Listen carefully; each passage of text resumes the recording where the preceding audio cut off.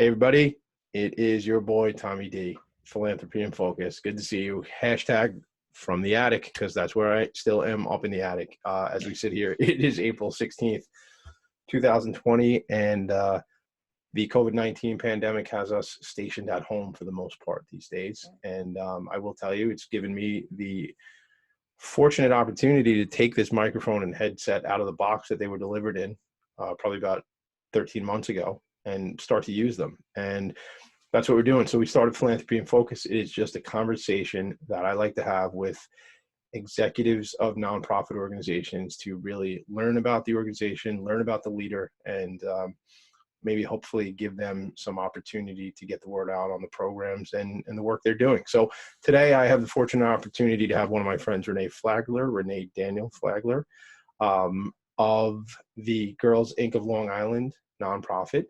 Renee and I have known each other for a couple of years now, and we've had some cool fun together. It's funny, I was just downstairs in my house, because again, I told you I'm in the attic, and I said to my daughter, I'm running upstairs, don't let anybody in the attic. I'm interviewing my friend Renee. So my daughter said, the one with the really cool dress, right, from the gala? And I said, yes.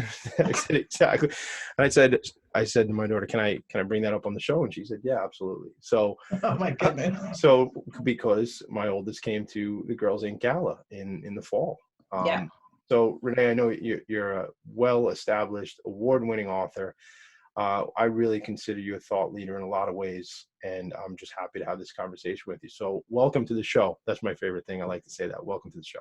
Thank you for having me on the show, Tommy. I appreciate your kind and thoughtful perspective of me.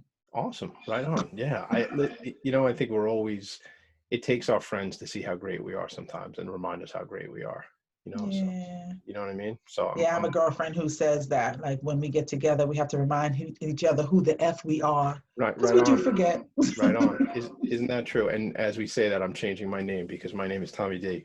So I just changed my name in the little box there because that's who the heck I am. That's who the heck you are. No doubt. And I think, it's funny. I was talking to a friend of mine, Valerie, not too long ago, and I said, man, how high could we fly if we could just get out of our own way sometimes, man? I think sometimes. Tell me about it. Yeah.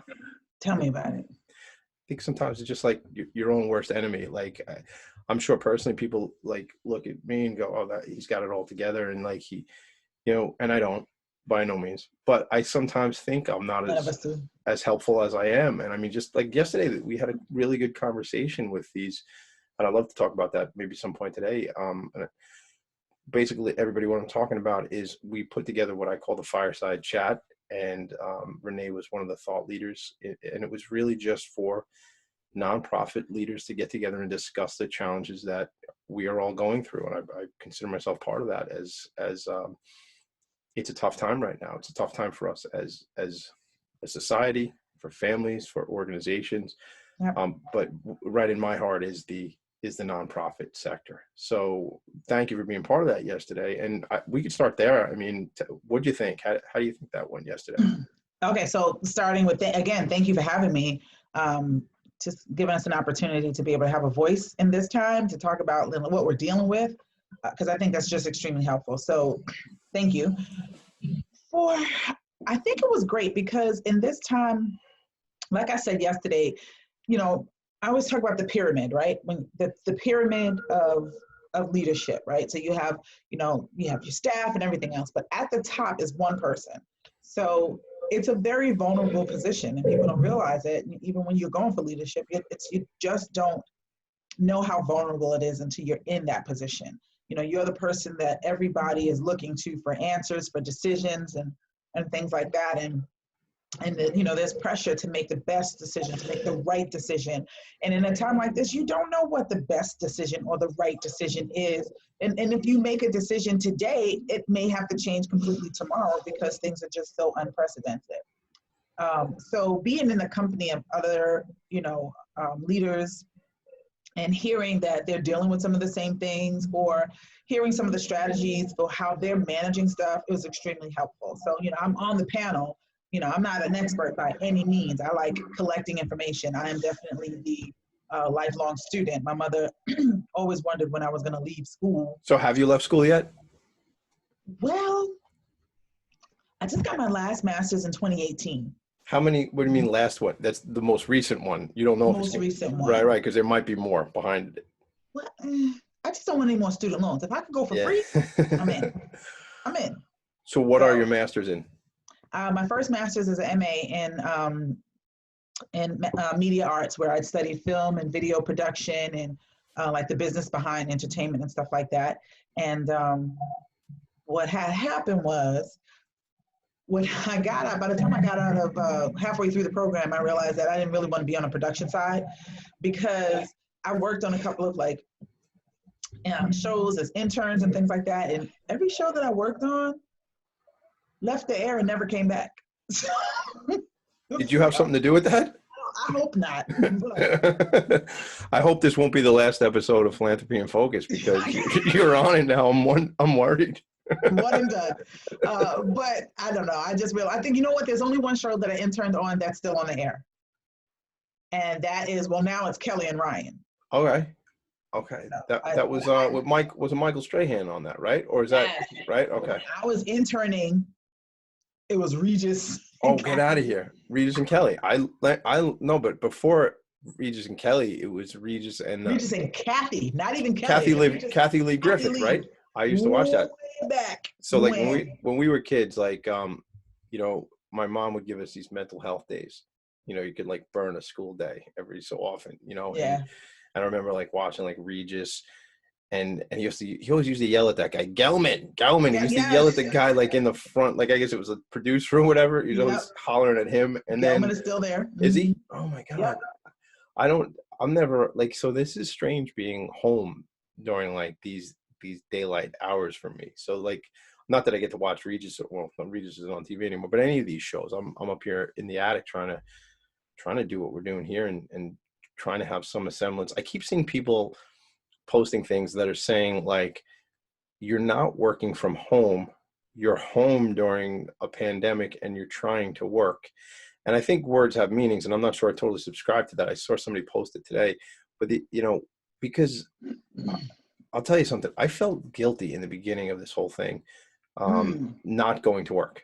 Like my wife was like all on this, like when, you know, back in, I guess, early March, late February, she was packing the house out with like, I mean, we literally have rations here that would get us through. It might not be exactly your first choice that you would want, because after 2 weeks, we were down to second and third level food stuff. But I felt like I but to go to work. This is what we do. Not realizing, you know, again, I'm sure you've been through the emotional roller coaster of this whole thing, right? But I feel there's certain days like, I just don't want to do anything. Because like it's, and I don't ever really feel like that, but like now I feel like, because can you really be doing business? Can we really be? And that's sort of what came out of why I wanted to do what we did yesterday. And again, that was just a conversation with nonprofit leadership. And I think the biggest thing that I took from everything was everybody's in a similar situation. Everybody's in a similar boat. And for sure, you know, this is foreign. Some people are remote workers and work from home all the time. But for a lot of people, this is uncharted territory. You know, it's not new for me. I'm very comfortable. As you can see, I have like my whole setup here. Yep. I have I'll tell you where I got my desk from, credenza, all that good stuff, file cabinets. I've got like all kinds of stuff up under. These are books. Look at this. It's like, are those your books? Yeah. All right, we got to talk about that. What's behind you? What's on the bookshelf? Like, are those professional? So my bookshelf is organized accordingly. So this first shelf over here, those are all my fiction reads. And if these boxes down here, these are files. These are more files. Okay. I wanted to be creative. So those are files, hanging file folders. Okay. So, but what is that? Is that your own writing that's in those files? And well, that's you know, things from both personal and business, like home business files, like, you know, tax information. Oh, okay. But this is the first shelf is everything that is fiction. These are my fiction reads.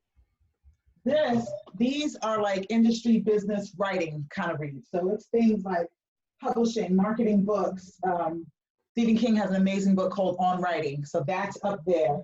Also, I teach writing. So these are some of the tools, the books and stuff that I use to teach writing. at the college level or either with K through 12. Wait, you teach writing at the K through 12 level? Yes. Okay. Yeah. The center, you see these books in the center all the way down? Very spiritual person.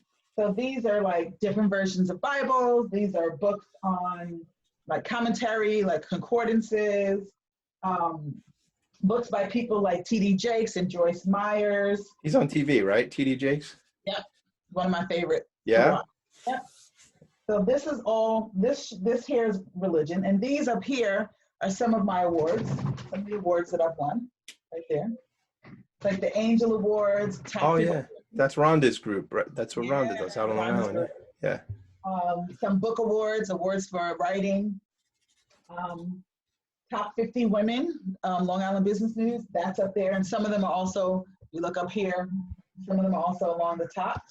I love it. These here, this row is all business. These last two rows is all business and nonfiction. So things like Being the Boss, the Leadership Challenge, Starting with Why. Mm-hmm. Simon Sinek, stuff, right? As a leader to help you, build your leadership skills, good information, stuff like Who Moved My Cheese and all that. Yeah, stuff. the classics. Yep. Yeah, those classics and knowledge. And then there's some of my books kind of like jammed up in there at the bottom. So how often do you write? a method to this madness. Do you write every day? No. Okay. But I don't. No. Do you think everybody's a writer? Do you think everybody can write? Nope. Okay. Cool. Awesome. Awesome. I believe that everybody has a story. Okay. Everybody has a story, but everybody is not a writer. Everybody can't write. There's some people who absolutely hate writing. Like if they have to write 2 paragraphs, they have agita. See, I don't hate writing, but I would love to just tell somebody my stories and have them write it. Like you're a writer. I believe that inside you can definitely be a writer. I think I'm lazy. I think I'm just lazy and I don't want to like type it out and write it. Like I'm an old school. Like when I write, like I showed you that Remarkable, right? It's back here. Yes, I love it too. I love it. The battery's dead, so now I'm back to paper right now because I didn't charge it last night. But I get it what you're saying. I mean, but if you teach people to write, like if you teach at the grade school level, I mean, I have 4 kids right now in various parts of not doing their schoolwork downstairs as we speak, I mean, in this house, I know exactly what you're talking about. You know what I'm talking about. And it's like, I will be honest, my wife's doing the best job that she could possibly do with this scenario. And I have not been all that involved. And it's funny how this thing has ebbed and flowed because I feel like I was trying to be involved and then I realized I wasn't really being helpful. And then I sort of, because this wasn't like a 7-day thing. I've been home since legitimately like home, like haven't left since the 13th of March. It's as we're sitting here talking, it's April 16th. This wasn't like a summer vacation. It's not like a week off from work so I still don't, I don't know if we started talking before we started recording or not, but I just found out that New York City's pools are being closed, right? Yeah. So now I don't live in New York City, but I imagine that it's just going to roll right out here to the island, Of course. And that 4 kids home here for the next, I don't know, what is it, 5 months? Right. Right. I don't expect them to go back to school. Limited recreation. Right. And if it ain't working right now, it ain't going to get any better, 2 months from now. So it's scary, man. So I think we're going to just have to get a pool. And I think that's smart. Just something. I mean, you have young kids anyway. I mean, they're going to use that pool until they leave for college. No, that's true. 100%. It's definitely worth the investment. We got one last year and it was like, my husband would come home on a Monday night, like, let's get in the pool. I'm like, dude, it's a Monday night. Yeah. But you know what though? It's nice. I don't know about you, man, but like, if it's not like, I don't go in the pool unless it's super hot. And that's me. It has to be like, and then I do, and I just cool off and I get the heck back out. Cause like, I don't really need to just be there swimming. But the thing that concerns me, although it's not going to be a concern right now, is if we have the pool, that means the whole neighborhood's living over here, and all the friends. I got to watch like more than just 4 kids. But point is, nobody's allowed to come to anybody's house right now anyway. So I guess it's the best time to have a pool. You'll deal with that later. Yeah, that won't be a worry. Mm-hmm. So you let's talk about that. Like, so you think everybody has a story, but not everybody's can actually take it. I think everybody can write, right? So people can write because they have to, right? We have to write emails, newsletters, and whatever. Some people are better writers than others. I'm a trained writer because I've done journalism. I have an MFA in creative writing, so I went through an entire master's program to do creative writing. I taught writing at the college level as an adjunct professor. I've taught writing K through 12. Outside of Girls Inc., my nonprofit work started in that area where we would teach writing programs to students in inner city communities and create and develop writing curriculum, literacy programs, and things like that. So I've been doing that for like well over 10 years. What drew you to that? Like, were you always a writer as a kid, and then you said, I want to empower other children who don't kind of have the ability to get to this stuff? So you want the whole story? It's up to you. I mean, I don't know. We got time. So I was the nerd. I was like the nerd. I was the interesting nerd. I wasn't like really nerd material, but I loved to read and I loved books. But I was also the kid that just liked to. I was curious. So I got in trouble. I was kind of like rebellious because I just wanted to try stuff. So yep. I was curious, and I got in trouble for being curious. But I think that led to reading. But so here goes. My earliest memory of falling in love, when I realized that writing was a passion, my earliest memory of just having this relationship with words was being in the second grade, reading a book, memorizing the entire book, and doing a storytelling contest. Storytelling contest? Is that what you said? Yeah. Reading an entire book. I remember the book name was The Game Board. I memorized the book word for word, and then I entered a storytelling contest. I won at my school, and then I went with our library, Mrs. Schill. She looked like a librarian. She never smiled. She was a little scary. And I went on to represent my school in the district storytelling contest. But what was the contest? Where you just had to recite the book, or like because you memorized it, or did you have to like memorize the whole book? But Tommy, you know me, I'm a little animated. Yeah, no, I can only imagine. I listen. I'm gonna only because I don't want to be rude. I wrote down the title, but I'm gonna Google it later on. But but what I'm guessing though is, was it you? Did you take on the characters? Tell me. I'll be quiet and listen. Go. Of course, that was the fun part. Yeah, taking on the characters and reciting the book. It was like a little boy making his game board or whatever, and and I kind of like voiced each of the characters in the way that I imagine they would be voiced. It was fun. I bet. That was fun. But I had always loved books. I was like, English was probably my easiest subject. If we had to write stories or whatever, I can just literally whip it out. My imagination would just start flying all over the place. I would create characters and scenarios and all kinds of stuff. My first published piece was a poem that I had written, and it ended up in my high school yearbook. Then I went to college I was going to go for law, and I decided I didn't want to do anything that serious. So I decided to go for film and television production, and then I would write treatments and storylines for television and create scripts and all of this stuff. And that's what prompted me to go to New School University for film school, because at the time, Spike Lee had been endorsing New School as another option if you weren't going to like Tisch at NYU and things like that. So I went to film school, and in film school, I wrote screenplays and, learned all about the media and all this stuff or whatever. And I decided after that production wasn't where I wanted to be, because it's very volatile. So you could be working now and, work on a show on one season and it's off the next season. There's very few shows that stay on for like, season after season after season. You've got stuff like Grey's Anatomy and, what is that? New York. What is that show? Law and Order and stuff like that. Those. Look, I used to watch, and sometimes I still watch that Special Victims Unit because I always like the characters. Exactly. But the problem was I just stopped watching it because the subject matter was just so like tragic. Some of the stories on SVU specifically, like. Yeah. But I always. Get to you. Yeah, but I think about it. There's only a handful of shows that really have that type of longevity. The majority of shows come on for a couple of seasons and they're gone. So that entire crew is looking for another job. films, right? They come in, they film, they do production for a certain number of weeks. That project is done. It goes to, it goes into post production, and then it comes out. So at that time also I didn't, know that much about the industry, but I just saw the volatility of it, right? So that you're constantly looking for new projects, and I met a couple people that were constantly in between projects, and I was like, I don't know. I You think didn't like the lifestyle. It was more like you yeah, you wanted some security, and you weren't I going to wanted a get it. little more security and a little more structure. So then I went into marketing.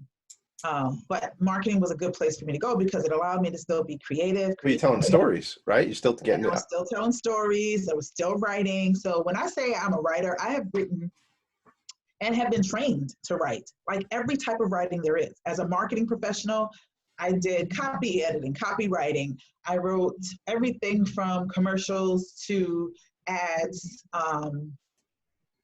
press kits, sales materials, sponsorship materials, like anything that you would use in marketing to boost your brand, brand management, all of that stuff. So everything there is to write in marketing, I did.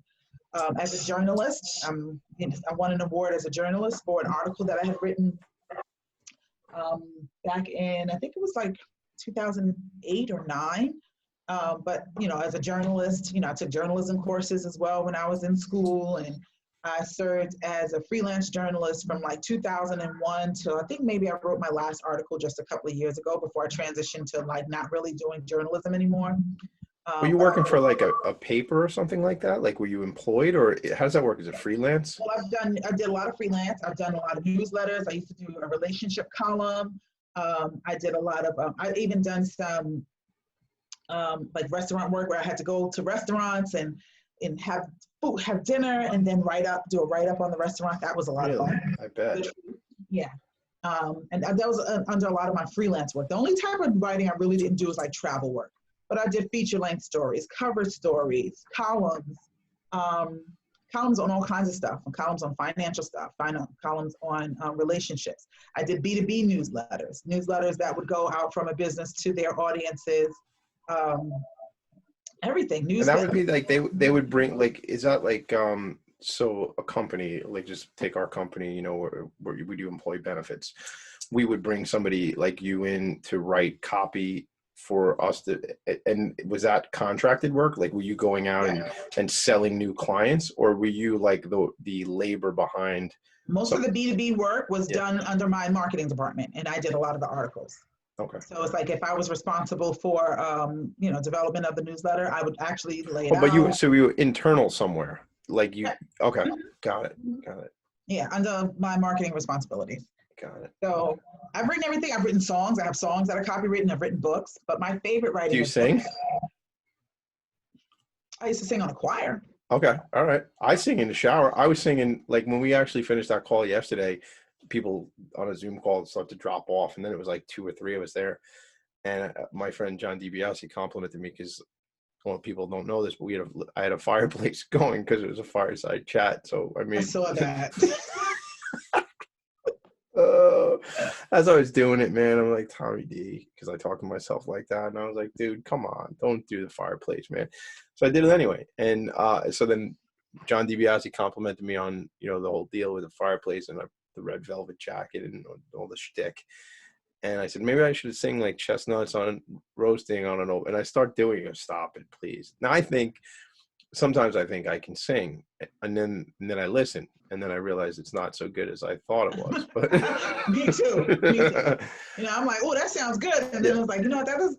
Yeah, it's not always good to play back, man. Maybe you shouldn't listen. Like maybe it's just supposed to happen in the moment and then go. I was on a choir, so I can hold a note, but I'm no Whitney Houston. I think I'm pretty excited about myself, so I think I probably could sing if I really wanted to. I'm pretty excited about myself. I know you are. That's why we get along so well. It's so fun. Listen, confidence and a little swag, there's nothing wrong with it, man. I think it's, and listen, we know about this. So much of this is in the head, right? The head game and what goes on. Absolutely. And I think a lot of it is just having fun with life and having fun with yourself. Like, you can't take this stuff too seriously. No doubt, man. No, 100%. I got a question because I don't understand. And it's funny, like, I always find, so I'm a big networker and I love to get to know people. And sometimes I feel like you're like in like way advanced into a relationship, a connection type of thing. And you never know like this sort of backstory and stuff. So I just totally appreciate this. And what I've never asked you before is not necessarily why, because I get why you would become involved with Girls Inc., but how, like what, and I get what drew you, but tell me about that because I wonder like all this marketing and writing, and then did somebody just go, oh, we need an ED? What about Renee? She'd be like perfect at this. Like, how did that? Because it makes sense. Because like if I was looking for an ED for an organization called Girls Inc. of Long Island, I would say, oh, Renee Flagler, definitely. But how? But I know that it's already baked for me. I've already seen it.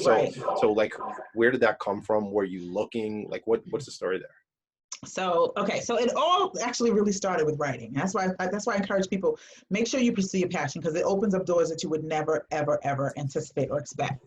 So you talk about singing, all that good stuff. Yeah, I like to sing, I like to dance, I like to do all those things, but writing is my thing. It's not something I do. A writer is who I am. I am a writer.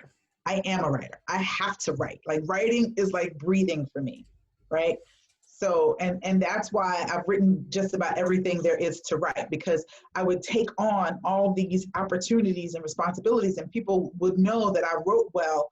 And like I said, there's a difference between writing and being a writer. And then there's a difference between being a writer and being a storyteller. Mm-hmm. So the thing is, I'm a writer, but I'm also a storyteller. So as a writer, I would be asked, like, especially early on, my first book came out in, I write fiction. My first book came out in 2004. I self-published my first 3 books and then got picked up by a larger publisher and then got picked up by another publisher. Like currently I'm published under a pen name as Nikki Knight with Harlequin. My contracts now are with Harlequin. But I've also had contracts with other publishers. But as a writer and being a Black writer, I would be asked to come, this is like mid to late 2000s. And I would be asked to come and, hey, can you talk to this group of kids? They've never met a Black writer before. Or never met a writer of color. We have a lot of students who's students of color and stuff like that.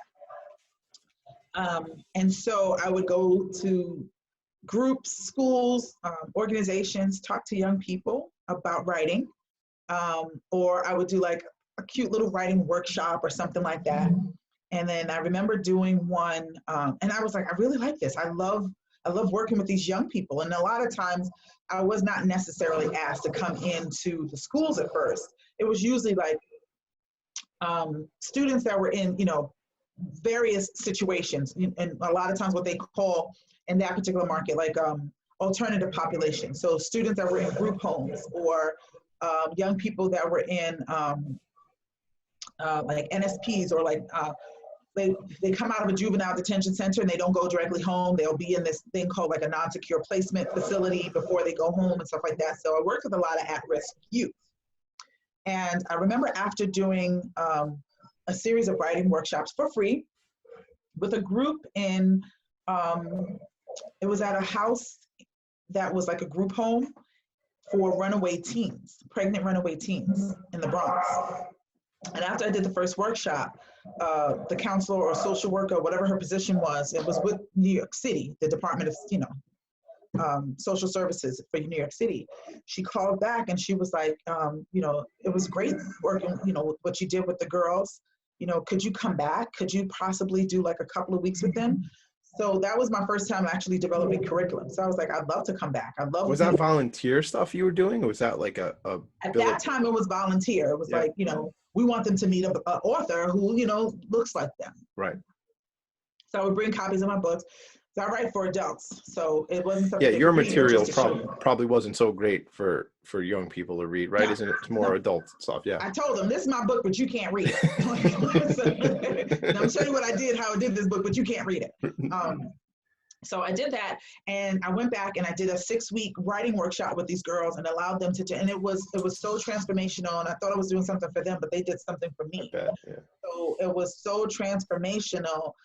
These girls who had come from like just all over the country and who just got caught up in the most precarious situations and some of them were abused, and some of them were pregnant because they were abused, and not because, people look at pregnant teens and think, oh, you naughty little girl, and how could you? And, the boy doesn't get in trouble or anything.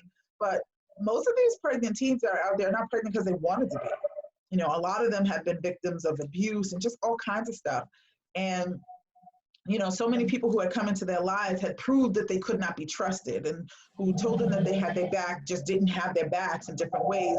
So it took a while to kind of just gain their trust, to be able to walk in that room and have them feel safe and feel comfortable. And within that process, I just realized that these young people need somebody in their lives that they can count on. And me showing up to every single session showed them that they can count on me. And the more that I showed up, the more that we talked, the more that they revealed, the more that they wrote. So we did journaling projects. We created all kinds of fun stories together. It was like, we'll create a character and develop go around in a circle and develop a story. And then that would get them to writing and things like that. And it was just such an amazing experience. I was like, I really want to do more of this. And it went very well with the state. So I actually, with the Department of Social Services, that, I did a couple more sessions and stuff like that. And then I started getting paid for that type of stuff. And then I started looking for opportunities to actually do more of it. And I went to grad school again. Back in 2010, I said, you know what, I want to go for my MFA, because I really want this to be a credible, credentialed opportunity for me, because I think I found the other thing that I'm in love with. Right. So I knew that I found that writing stories or just writing wasn't just something I liked to do. I realized that was my passion. And then I realized, and that led me to working with youth, which I realized was another passion. So I was still working in marketing and still being a writer, but I was then looking for ways to, how do I combine these two things that I absolutely love, writing and working with youth, and use that as the vehicle by which I develop my whole professional life with, so that, I can do those two things. So I went to grad school. I only did 1 year because my mom had gotten sick and my sister had an aneurysm. We moved my sister in with me, and then we had to kind of take care of my mom. So I couldn't finish grad school at that point, which is why I went back and finished again in 2018. But during that process, I found out about this program with this company called, a nonprofit organization called Community Word Project. And what they did was they take artists and they put them through this program, and it's a certificate program where you take your art form, and after you go through this, basically year-long program, they teach you how to develop curriculum out of your art form.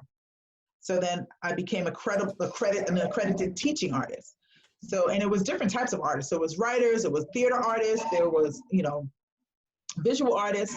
But by the time you go through this program, which was what they work with the Department of Education, arts and education programs, you were in the school teaching your programs, learning and things like that. By the time you came out, you had a certificate as a teaching artist, and you can actually develop curriculum and work with schools and work with different youth programs. And I started working for them, and I worked for them for about 5 years, doing in-school programs, residencies, writing residencies, and art residencies. So that gave me the opportunity to actually take the writing and the working with youth, combine that and create a whole new career path. So the last marketing job that I worked on officially was 2009. And then after that, I've been working with nonprofit and writing full time. So let me ask you, so you obviously found your passion, and I'm sure, you would attribute some of that to, I think we started before this, just your spiritual nature, and you found your way because somebody's in your corner looking out for you. I think you said he's your partner, right? Isn't That's that right. what God is your partner? My business partner. Your business partner. I love that. So let me ask you then. So, wow. So you find the way and you go, this is it. Like, this is what I'm going to be doing. Was that, I don't know if I caught it, but did you work for a company that was sort of putting you into these opportunities, or was it an entrepreneurial situation where you developed, now you have this accredited materials and coursework that you can bring out? Were you out there finding opportunities for yourself, or were you being kind of plugged into things? So it's both. Okay. So I was actually working for nonprofit organizations that sent teaching artists out into the community to do residencies. And I've worked with, like I said, every population. I've worked drug treatment centers, young adults. I work K through 12 through the Department of Education. I worked with juvenile detention centers doing writing programs, and I did them both through organizations that I worked with, as well as an individual, as a writer. Having these credentials and going out and, or being asked, requested to come in and do programs with students and stuff. I traveled to do them. We did teen conferences around the country in different locations. I'm a founding board member of LEAP, which is literacy Empowerment Action Project, where we did literacy programs, high school scholarships, and youth development work with students in Africa. So I've literally done this work across the globe. You traveled to Africa to do this stuff. Yes. Just not to be obvious, but how impactful has this been for you personally? Just like, I wrote down game changer because I would imagine, but like in your heart, like what is that, the evolution? I'm a different person than I was 10, 15 years ago, completely. Like, I feel like when I discovered my passion, that's when I really started living. That's when life began. All before that, I think, this will put it into perspective. When I first came to Girls Inc., which was a perfect opportunity because of the fact that I had done programming work at that point for several years. I'm credentialed. I have credentials that other people may not have with regards to working with youth for many years. I had served on boards, working with youth organizations, or both through different organizations and my organization. I did have a preference for working with young girls just because I'm a girl and I saw the need, and I felt like I could be more impactful to them, although I love working with all youth. But when they were looking for someone, actually came in as a program manager, I had all the credentials as well as management. I had served in management. My first management position, I was 25 years old, and half the people I was managing, I was in Verizon back then, half the people I was managing were literally old enough to be my parent. So I feel like my management experience was baptism by fire. I learned everything there was to know, labor organizations, all of that stuff. So by the time I came to Girls Inc., I had this whole list of credentials. I had a marketing experience. I had years and years, well over decades of management experience. I had programming experience, and it was working specifically with girls. I had been going into the city, and I just thought it was a lot more convenient. Plus, my son was getting ready to go to college, and I was like, okay, I'm here on Long Island. That will be great. So I went in, and once I was in there for, I would say about 6 or 7 months. At the time, Neela Lockel was the executive director. And she came to me and she told me she had received an offer and she was going to take the offer. What were you doing there? What was the role? You were employed by Girls? Program manager. I was running program manager. Okay. Mm-hmm. So she came to me and she said she's going to be leaving, and she asked, would you be interested in taking my position? And I said, as executive director. And I said, let me think about it. And she kind of looked at me like, think about it. Like, who does that? So, but my rationalization at that point was, when I was in my 20s and I would say early 30s, if you asked me what was I going to do, I was going to tell you that I'm going to one day be chief marketing officer. I was on that marketing path. I was loving what I was doing. I was enjoying it. I was writing a lot. But even if it was marketing materials and stuff like that, I was doing a lot of writing. I was writing newsletters. I was doing some freelance work or whatever. So I was fulfilling that writing need. But, my eye was on the prize for corporate America and focusing on, going up that ladder, becoming marketing director, becoming chief marketing officer, brand manager, whatever it was. So I had, all that time in brand management. But once I discovered what I was truly passionate about, and that was youth and writing, I was no longer interested in chasing titles. And I told her, I said, at this point, like, in retrospect, doing the work of program manager filled my heart. It didn't fill my pocket or my bank account. It's a small organization, but it had me doing the work that I loved, and it had me being able to combine who I was and what I love to do. And so the fact that I didn't get paid a lot to do it didn't matter at that point. I was married. I had, I'd had a, career already, things were established and things like that. And it was like, okay, I was making money, not great money, but I was doing, but the value proposition was different. I wasn't looking for, you know, the huge salary. I was looking for the impact. I was looking to do the heart's work. So when she came to me to ask me about the position, I had to see the value in it, because I knew that being executive director would take me out of the contact that I had with the young people. So, and I'm not impressed by titles. I can give a good goddamn about a title. What am I doing? How am I bringing value? So being executive director didn't excite me. What was the work? How can I impact the lives of these girls that I was working with in that role? And I had to find that before I told her that I would feel comfortable taking the position. So how long did that take you to make that decision? It took a little while, because she kept coming back to me saying, like, okay, are you going to submit your resume? Like, are you going to send it? I'm like, yeah, I'm going to send it in. So a couple of days later, she'll come back. She's like, you said you're going to send it in, but you didn't send it in yet. And I'm like, so how did you do your research? You're obviously very thoughtful in the way you make these decisions. So what because I totally hear what you're saying. Like, you were going to be, quote unquote, off the front lines and not being, at least from an ED perspective, less involved directly with programming and therefore less involved with the youth and what you wanted to be doing. So how do you get to that decision? Because you obviously are the ED now. So so there must have been something that you said, I can make a great impact at this level. Absolutely. Yeah. So first thing I did is I consulted with my partner. I prayed on it. Right on. So I prayed about it. And then I just, started to take a look and have some conversations with Neil and whatever, just take a look at what kind of impact can I have on these girls in this particular role. And when I realized that I could actually, even though I wouldn't be around them as much, that I can actually have a greater impact, because then I can influence programming. I can bring funds into the organization to make sure that even more can be done for them. When I realized that I could have a greater impact, even though it was in a different way, then I felt like the position was something that I could do and that I valued. As far as the skill set is concerned, I mean, I was in my 40s, so I had over 15 years of management experience, entrepreneurial experience, because I've been, doing the work with the youth, both as an entrepreneur, as an individual contractor with the Department of Education, as well as with companies. And that aspect of the business had gone well. As an author, you're basically an entrepreneur. So, so I'm like, I have the entrepreneurial experience, I have the business experience, I have the marketing experience, I have the management experience.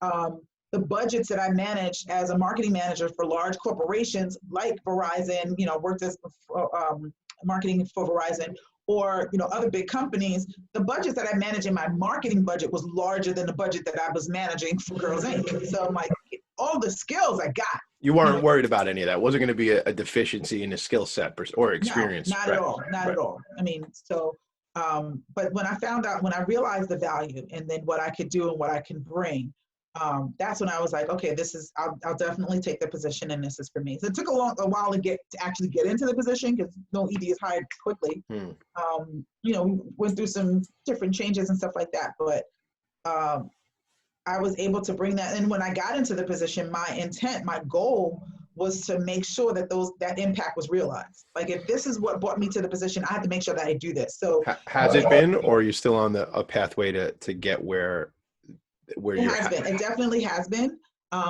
So just to give you some perspective, and it's not about tooting my horn, but it's about, really wanting to make the impact and loving the work that I do, and really putting the mission and the girls in the forefront. And always looking at how can we do more, how can we do better. So when I first came into the organization, we were serving about 360 girls. As of our last count with our database, this past year, we served 970 girls. We increased the number of girls served like 150% in the 3 years that I've been in the position. Our budget has grown. We've increased the budget about 75%. We've expanded our footprint across Long Island, period, Nassau, as well as Suffolk County. We've significantly raised the visibility of the organization because that comes from the science of marketing, right? The more people know about you, the more people will invest in you, the more 100%. companies will be able to, the more programs you do. So we went from having to go to schools and explain who we are and what we do to being able to have schools call us and say, No we doubt. like, how can we 100%. Game changing. That's a game changer where they're looking for you. The reputation is there and they Right. want you versus you trying to sneak your way, you as an organization trying to get into these places. Yeah. Critical differentiation, right? Right. Where now you're not saying, hey, please, you're probably, I would imagine, have more schools that would want to be partnered with Girls Inc. than you can actually manage. Is that fair? Right. And now, so it's a matter of now, okay, so how do we figure out the funding? Can the school afford the funding? Can we find funders to provide this program? So yeah, that's actually exactly where we are now. So I was looking on the website for Girls Inc. just before our call, and I'm really impressed with the level of folks that you have on your board of directors. Now, is a lot of that, is that historical, or has a lot of that been changed as a result of your involvement at the ED level? And, and is that still a growth area that you're working on, bringing on different board folks? So so giving credit to the previous ED, we had some great board members. We actually had some great board members. It was a small board. I think that the most, at its highest, it was maybe about 11. When I came in, we lost a few, gained a few, whatever. So it was like right under 10, then went back to 11. We now have 18 amazing dynamic board members, very diverse, male, female, LGBT, diverse as far as professions are concerned, everything from bankers to lawyers to utilities, entrepreneurs. So the perspective is amazing. We're actually pushing to get to 21. We want 21 board members. That's our number. And then we'll kind of close it out and we'll do it seasonally as we need. But that's a big board. That's a lot of relationships and personalities involved. Yes, yeah, exactly. But it works. So the culture of the board is amazing. Like everybody on the board. And this is one thing I'm really a stickler about because I'm very mission focused. Like I came into this work, like I am this work, right? So I don't do this just to get a check. I could literally go to corporate America and probably income, but that's not what I'm interested in. I'm interested in this work. I'm interested in impact. I'm interested in helping people. I'm a little addicted to, nonprofit in this type of work or whatever.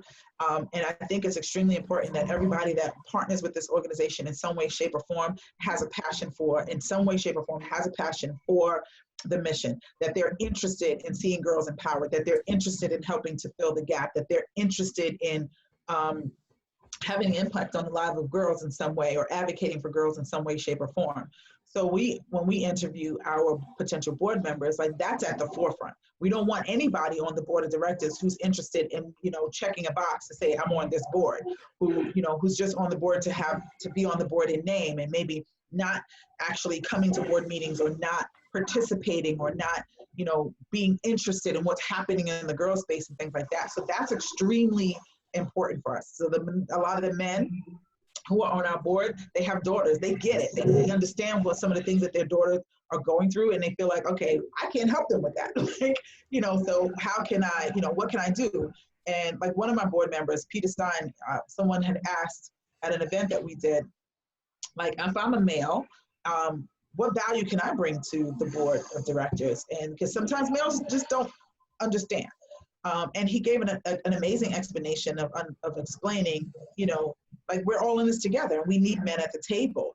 We even started an initiative with Girls Inc. called He's in Her Corner, which gives men the opportunity and an understanding of, the importance of having men at the table when it comes to girls and women's empowerment, and to show them how they can actually help to impact the mission of Girls Inc. and just the work that Girls Inc. does in the community and who we are and what we stand for.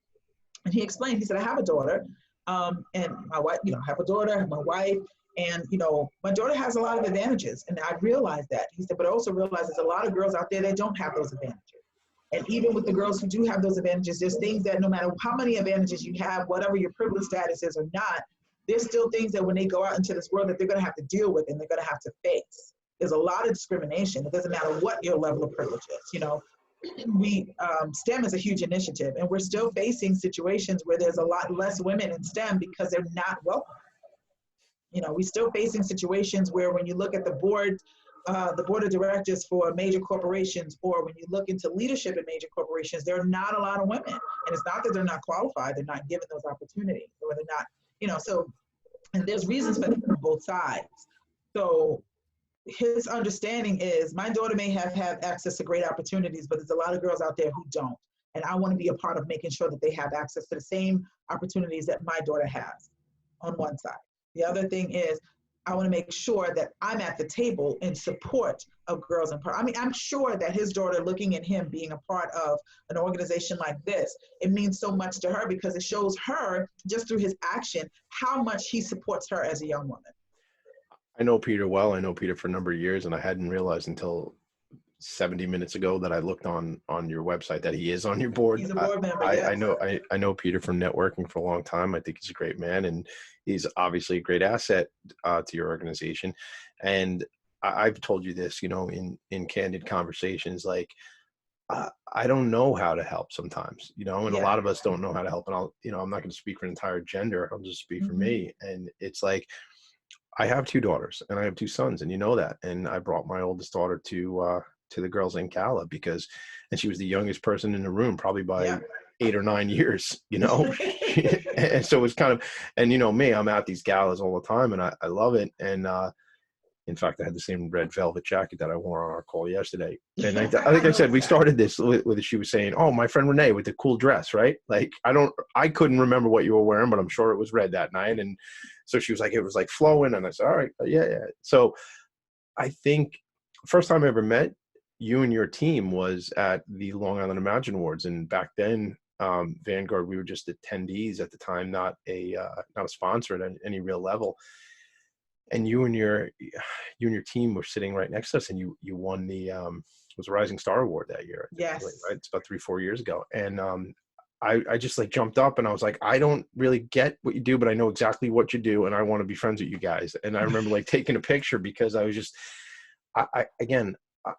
privilege. I don't know. I grew up middle class on Long Island. I'm a white guy. Like that's so. I don't know what.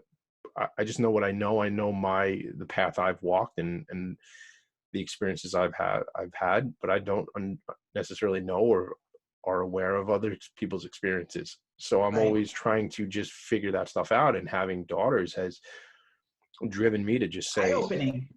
It's more like, I've never been a woman or a girl, so I don't know what that is like. And, not necessarily, right or wrong. I just don't know. And it's one of these things like, I went to an event right before the world changed, maybe in, February or something like that in New York City. And it was like an event on diversity and inclusion. It was just like it was like literally like 60 people like sitting in a conference room eating like Papa John's pizza and just like kind of like shooting the breeze. And and I was there because, like I say, I just want to become aware, like what is, I was probably one of the very few white men in that room, but it was more just like, I just want to know. I just want to like get it. I just want to understand. So what you say about Peter Stein, that, he wanted to have a seat at the table and be able to make an impact. I think that's what a lot of folks are trying to do. And how do we make that impact? How do you do that? How do you make it happen? How do you do it? And I think I guess it's one important word, communication, right? It's just having the dialogue and having the open conversation. And I brought this up yesterday on our call, and I keep referring back to that, but it's about, in my world, it's about like compassionate conversation, like, because I don't know what somebody else's life was. They don't know what my life was. It's like, how do we find sort of maybe some common ground to just like try and understand each other? Absolutely. So I am very proud to have you as a friend. I think your organization is doing incredible work, and I just want to keep, absolutely, of course. And I just want to keep watching the ride. So I want you to tell me a little bit now, if you could, like, let's talk programmatically.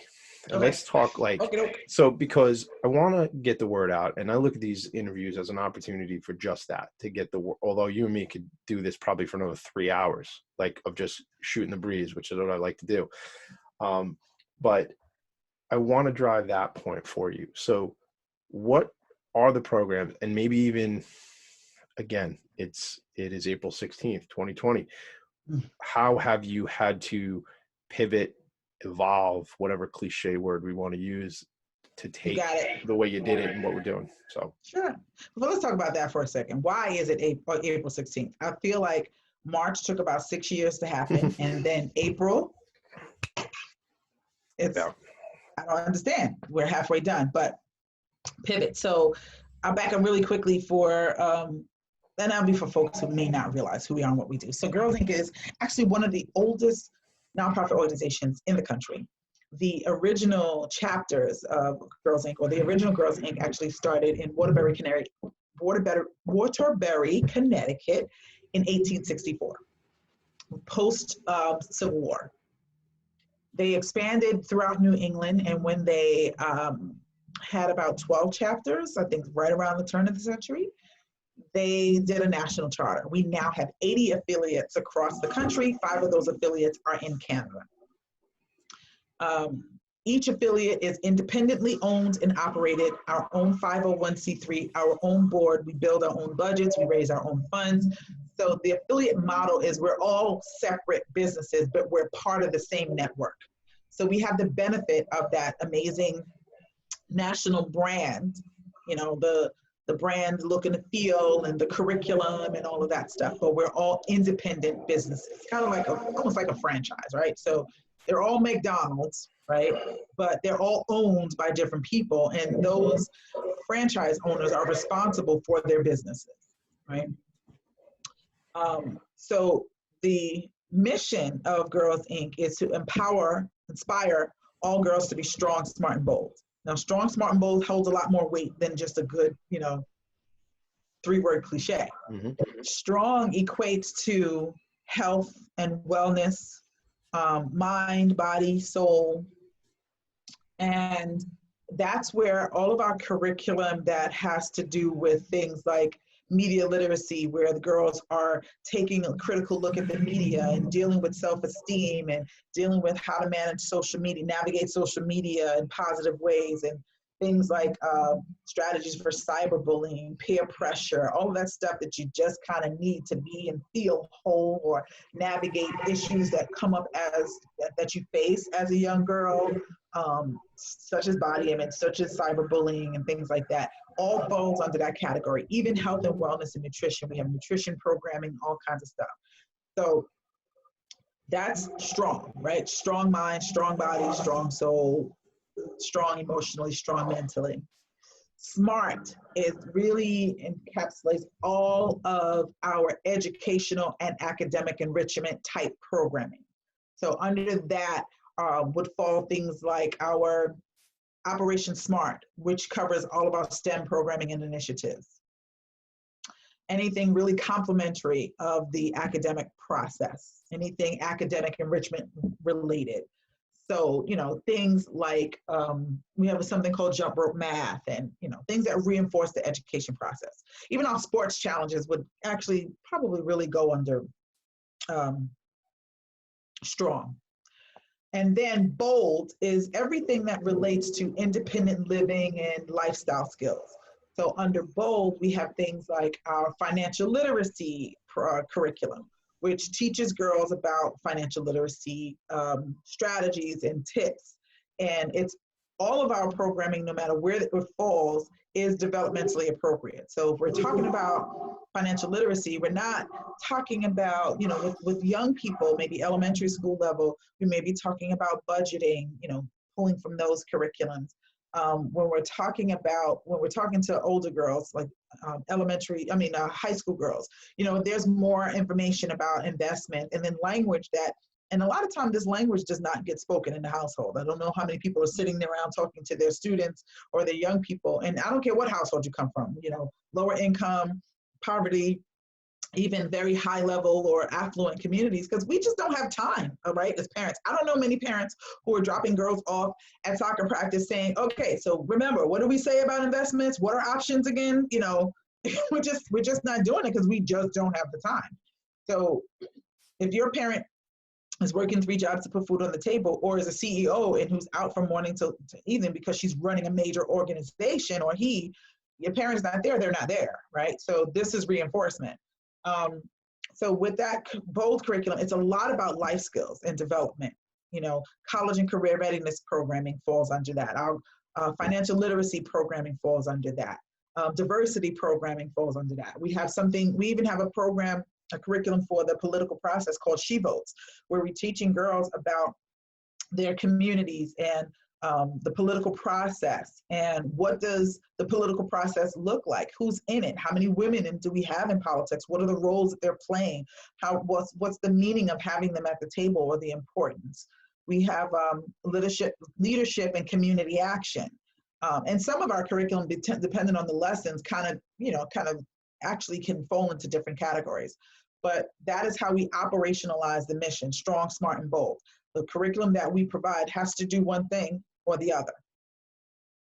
It has to make them stronger, smarter, or bolder, which means it's making them more aware of themselves, better able to cope and navigate issues and problems and face things and understand what advocacy looks like, or they're learning certain skills that will reinforce whatever they're doing in school, whether it has to do with literacy or math or financial literacy or STEM programming, or it's helping them build skills that they're going to need to be successful, make them more resilient, give them a little bit of grit, make sure that when they leave their parents' house and go into college, that they have some skills that they can take with them.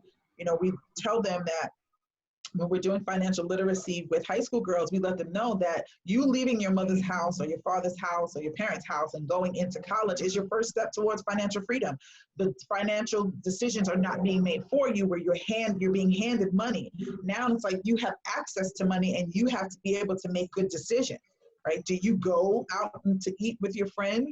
Or do you go to like the local Target or Walmart and make sure that you have snacks in your room that will carry you longer for less? School cafeteria closes down at 7, you're still hungry, it's 10 o'clock, you've been studying, you have a few things in your room you can eat, or, do you take that $15 and make sure that you have a couple of, things in the room that can carry you, or do you go spend that whole $15 on one meal at McDonald's or something? Do you remember, so when I graduated from high school, I went to Nassau College for a couple of years, and got my associate's degree before I moved on. And I just remember at that age, 18, 19 now, I was working in bars and making money, but I started to get exposed to credit card applications. Remember, I don't know if it's like this anymore. I think it's different on a college campus. Is it? Because there was like applications everywhere, man. And we don't need to get in on the soapbox and say how tragic it is that they get these kids set up right out of the gate in debt, but the idea is, I remember getting credit cards like 18, 19, 20 years old and just getting stupid and making bad decisions, man. Yeah. And you don't know what you're doing at that age, And again, I was going to community college. I probably paid my tuition that during the semester because I was tending bar. So it was like no big deal, but I still would go out and eat and spend money on credit cards, which was just a bad idea and set some bad precedents. So no one taught you how to use credit, what credit meant. I don't know. I think we just didn't realize. I just think we think like you didn't I mean, I know there's certain, I just know the difference in the way my wife approaches the world and I approach the world. And that came from, upbringing and whatnot, just like different strategies. Like, we talk about a pool. I guarantee that pool's going on a credit card, man. I guarantee. I'm telling you that at 42 years old, man. I just know it is, but I don't necessarily say that I don't know how to make good decisions now as a result of that stuff. But I think I took, it's funny. Like I used to read, most of the books I read, like my bookshelves are over there. We're not going to get up and show like you got to show. I'll have to set up my my desk differently one day for that. But most of my books are professional development type books, and I rarely, if ever, read any fiction. And my books are like, if I had a book that I want you to read because I think you'd appreciate it, I'm going to buy you a copy and send it to you. I'm not going to lend you mine. It's not because I don't love you. It's because I write in my books. I wite in the margins. I fold pages over. I like the other day, actually, my wife grabs one of my books and it was like a $5 bill as a bookmark. And she just took the $5. And I said, look, it's not about that you just beat me for $5, but that was like saving which happens around here. But That's my bookmark. But that was like a bookmark. That wasn't like a $5 bill. That was a bookmark, man. So I guess what I'm saying is I've always tried to understand these things, and even, from a personal finance perspective, it wasn't until I got to Nassau that I'd actually seen anything about personal finance. And I went to Chaminade, and it wasn't like, it was a thing where like there was no class over there that was like, here's how you should do certain things. And I think the fact that an organization like yours exists to educate people, this is something that basic stuff. And I have to own that. I have 4 kids, right? I have to own that personally as a father and somebody to educate them on these concepts. But to your point, not every family can do it, whether it's the time or the space to actually say, hey, look, I just know, like, when I'm not here, like when the world is the way it used to be, when I'm gone 14, 15 hours a day, that, when my wife is going from lacrosse to a soccer game to dance to all these other things, speech therapy and all this stuff, I'm sure she's not talking about like, Home Depot's down $10. Maybe we should pick up some shares of Home Depot to my kids, right? Like that's that's probably not part of the conversation. Most parents aren't doing that. No, it's just for the most part, I think it doesn't happen. So what was coming to me while you were explaining all that is like collaboration with other organizations. I mean, it seems like for people like you and me, I think it seems like super obvious, right? Like, oh, you're talking about literacy. Oh, should hook up with the book fairies and Amy Zaslansky. Like that's like a no-brainer. Like, absolutely. How much of that goes on with Girls Inc. and how much of that, what is there? Is there more need for that? Are there other organizations so people who listen to this show, I think, are going to have connections in our market here, in Long Island. Some will be on the other side of the world just because they want to listen to learn more. But from a perspective of who could you collaborate with, or are there people you'd like to get to know? Could you talk about that for a minute? Absolutely. There's a lot of people, and we have worked with like Amy Zaslansky. She has provided us with books for like our either girls conferences or a leadership conference, which is all high school girls, or our Bold Future Leaders programs, which is all high school girls as well. She's provided us with books that they can use like to prepare for SATs, all kinds of, testing or any financial literacy and things like that. And just to back up really quick, you're right. We don't get the education in school, and a lot of times we don't get it from at home. And it's not that we have bad parents, it's just people don't have time. And when they do have time, that's not what they're thinking of. Kids spend more time in school. People spend more time at work. You've got probably a good 3 to 4 hour window when you're with your kids in the evening, right? And if they don't have other after school activities or soccer practice or things like that, and at that time you're worrying about having a bit of a conversation with them, seeing how their day was, making sure that they're mentally okay and emotionally all right, not being bullied and everything else. You got to feed them. They got to have time for homework. Before you know it, it's 9, 10 o'clock and you got to go to bed and start all over again. Weekends come, again, you're filled with activities. If you're going to church, you're going to church on Sunday, and Saturday, if you're not, washing clothes and doing all the stuff that you couldn't do during the week. So it's like, when do you get time to just kind of really sit down and say, these are some really important principles I'm going to teach you. You have to incorporate that into life. Like, I take my daughter to the bank with me, and this is what I'm putting in it.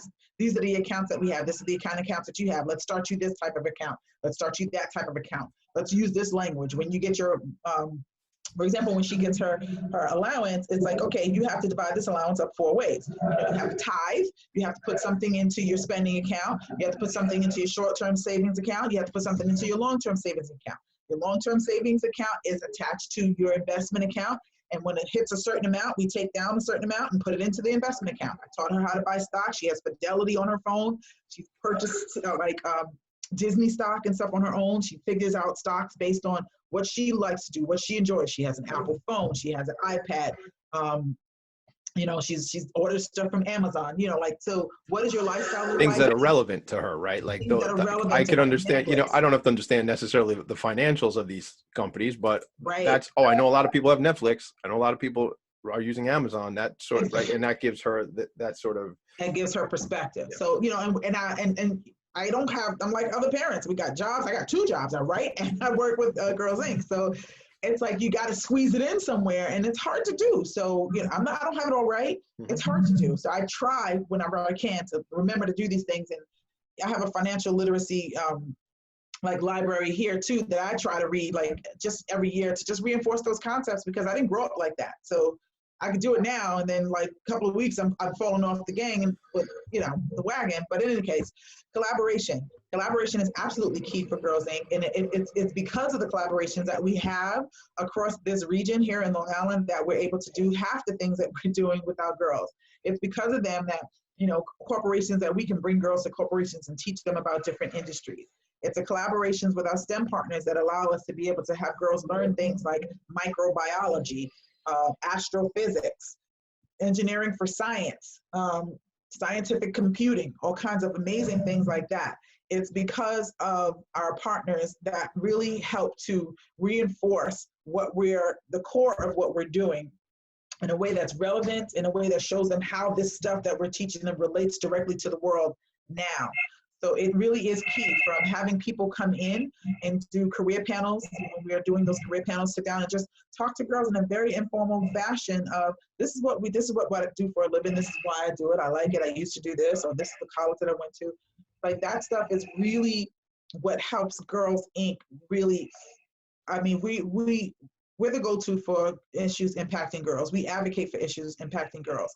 But we got to make things real and relevant for girls. And we have a great curriculum, but partnering with people who are doing these things that we're talking about helps to reinforce those, make it relevant, make it now for them, make them understand how it directly impacts their world. So we have tons of partnerships, and we have tons that we haven't even been able to really engage in as of yet. It's like, we have so many partners lined up to do stuff with, and it's like we got to find ways to do with them. But collaborate, it's absolutely key to helping us to get to where we are and to remain part of what we do going into the future. It's necessary to help Girls Inc. be what we are. So I that's one of my favorite words, collaboration. And it's critical to us from a business perspective on a corporate side of things, and it's critical to the nonprofit sector. It sure is. So how have you, again, taken what was a social experience in a lot of ways, right? Like being together with Girls Inc., if I'm saying it the right way, to how the heck do we do this now in a virtual world? So, well, what we do now is we have transitioned to a virtual platform. So we use very similar platform than what they use in the schools, like Google platform and even Zoom platforms. And our girls have registered. Now we're not able to serve the full amount of 900 and something girls in this way for various reasons. Accessibility, availability, whatever's going on in the households and things like that. But we're happy to say that we have at least a decent amount of girls, and it's trickling every single week. The number of girls that come on to the platform actually grows. But what we're doing is we run programming 4 days a week.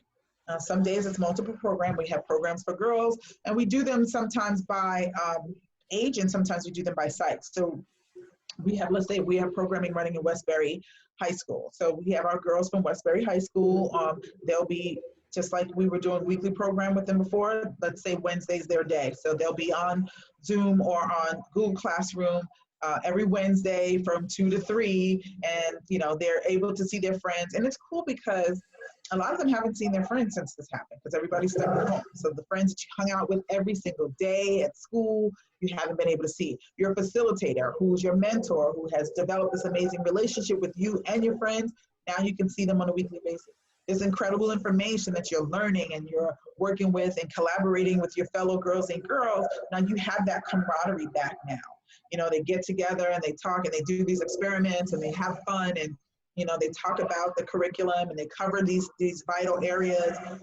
And so we have a short amount of time with some of them. So we do focus on our curriculum, but we also spend probably more time than we would have previously, just checking in. Like, okay, girls, how you doing? Doing team building exercises. We have one that's called Strong, Smart, and Bold. So we ask girls, what have you done this week that was strong, smart, or bold? Or how have you been strong, smart, or bold? And we close out a certain way. So we're making sure that we're balancing the information that we're delivering with just checking in and making sure that the girls are all right. How are you dealing with this? Are you anxious? Is this making you anxious? What's it like being at home? Are you missing your friends and things like that? So it does give them a bit of normalcy, throughout that particular part of the day where they normally would have seen the girls in their program. It gives them a sense of connectedness and collaboration, being able to see their mentor, their facilitator, being able to see their friends. And then where, when you're outside of school, there's a tremendous amount of learning loss. So we're able to help reinforce that with our activities, with our engaging programs, and with our curriculum. And then we've even gotten to the point where we're beginning to now incorporate special guests, because we used to do that with them. We'll have a guest come in and talk about this. We'll have somebody from the financial industry, when they're working on financial literacy, come in and maybe teach them a budgeting activity or something like that. So now we're beginning to incorporate visits, now that we've gotten a handle on just delivering programming, that we're bringing in people to kind of talk and reinforce. So we're planning a few of those things. So we're planning one, we have something in May called Girls Inc. Week, and it's done across the entire platform and the entire network. And there's a focus on like community action and things like that. So we're planning to have some female politicians and elected officials, jump in online and talk to them about, just their roles. What do they do? What's your role? Are you, whether they're a legislator or a senator or assembly person or a council person, or just working behind the scenes even in, political roles, or not political roles, but elected, roles. Is it just for elected folks that you're looking at for those, or are you bringing like business leaders into that? For that one in particular, it's for people who are in elected. It's part of our She Votes curriculum, which teaches them about, the political process and what that looks like and how it impacts them and what are those different levels. So we have a couple of cool things planned for them during during Girls Inc. Week, which they'll touch on different areas. And also our annual Girls Inc. Conference. We do a spring empowerment conference, which is always an amazing, amazing experience. It's a full day of programs, and we have keynote speakers come in, and we had a woman from the WNBA come in one year. She was amazing. She had those girls totally captivated. One year we had a female firefighter come in, and she literally had the girls on fire. It was so exciting. We do career panels, we do yoga, we do different pieces of the curriculum. It's for middle school and high school girls. So we're bringing that online. How was that in the past? That was actually, did people travel to the conference in the past? Yeah, we bused girls to the conference. Last year we had about 80 girls there. And where was is that? I'm guessing Connecticut, because that's where it all started, or is that? Oh no, that's just Girls Inc. of Long Island. Oh, that's just Long Island. Malloy College. Mm-hmm. Oh, at Malloy. Okay. Yeah. And when that would be in the spring, or it will be in the spring, but it will be virtual now? Yes, it's normally in the spring, but we had to cancel it this year because it would have been the 25th. It would have been next Saturday. Oh, really? Okay. Yeah. So now you've pushed that out into the future, or it's going to be virtual? We pushed it out, and it's going to be virtual. Okay. So we're planning some really cool activities for them for that. So instead of having a full day of all of these different things, we're going to be kind of piecing it off where each day is going to be a different focus. So we've already booked a female DJ from one of the radio stations, and she's gonna not only teach them about DJing, but she's also gonna teach them about the broadcast industry, what it's like. There's gonna be a STEM component about audio engineering. How old can the girls? Now I'm being selfish. I want my daughters involved if they can be. What's the ages on that? Middle school and high school girls. Okay. Mm-hmm. Middle school, cool. So I want to give people the opportunity to connect with you in whatever fashion is appropriate. So, yes, I appreciate that. Absolutely. So without just going and say, hey, just Google Girls Inc. of Long Island, what, if people want to learn more, aside from doing what I just said, what's the best way to really figure out what's going on and where they might be able to be supportive in, our recent conversations about how to be supportive. You and I have talked about. That's true. Yes, right? We did. So we did. How maybe people can support the organization, not always dollars, but influence and things like that, but Absolutely. How do they get in touch with you personally and the organization? Mm-hmm. And then what maybe resources you might actually need? Sure. Email is I'm always on top of my email. Email rflagler@girlsinklongisland.org. Girls Inc. Long Island is spelled out, so it's not L-I, it's Long Island. That's first and foremost. Girls Inc. Long Island. Don't call me because I'm not in the office and I can't pick up my voicemail. But even if you call me, my voicemail is going to say, for a faster response, email me at Flagler at Girls Inc. Long Island. Perfect. I would say definitely start there. There's so many different ways that people provide support through Girls Inc.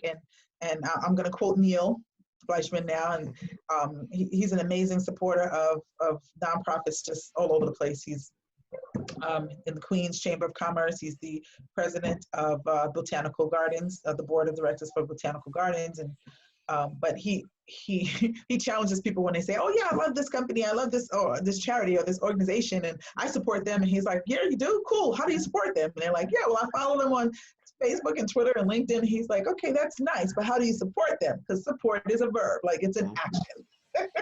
So I think that's usually people are like, "Well, how do I do that?" You know, a lot of people are often like, "Okay, yeah, well, I watch them, and if I want to do more, I need to know how." So I definitely say email. We have volunteer opportunities. We have committees that help us do a lot of the things that we do. We don't do any of this by ourselves. Like I said, if it wasn't for our partners, our events wouldn't be as successful as they are. So we have people who donate financially, whether they become champions, which is our major gift program, or whether they just, send $10 a month through our monthly giving program. That helps, that makes sure that we're sustainable, giving a small amount on a monthly basis, and you forget about it and it just happens.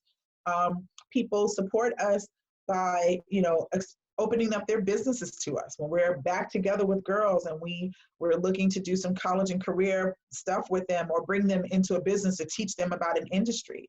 Businesses and entrepreneurs and people opening up their doors to allow our girls to come in and learn about them is tremendous. We have girls who are going to school now in different areas because they met someone while they were with Girls Inc. who did a certain thing. One of our graduates just came through an amazing CDC internship program. She's studying epidemiology. I'm like, I wrote my first recommendation letter for medical school for one of our girls who graduated. It was like the most exciting thing I could have ever done in my life. So volunteering looks different for different people because it depends on your capacity. What can you do? What type of time do you have? If you have more time than money, we have something for you. If you have more money than time, we have something for you. If you have access to businesses and people or resources, it's amazing. We get people who volunteer to send us things that's really useful. We had hygiene kits. We received hundreds of hygiene kits and was able to give that out to all of our girls. We received STEM kits and was able to give that out to all of our girls. And that's just through some relationship somewhere that that was the capacity that someone had, and that someone had, absolutely. And we don't, whatever capacity, whatever way. I mean, we can have a conversation, and if you feel like this is what I contribute, this is what I can do, we can find something that works for both. Like if you have a certain expertise and like I can offer this, we can work together. Right. Absolutely.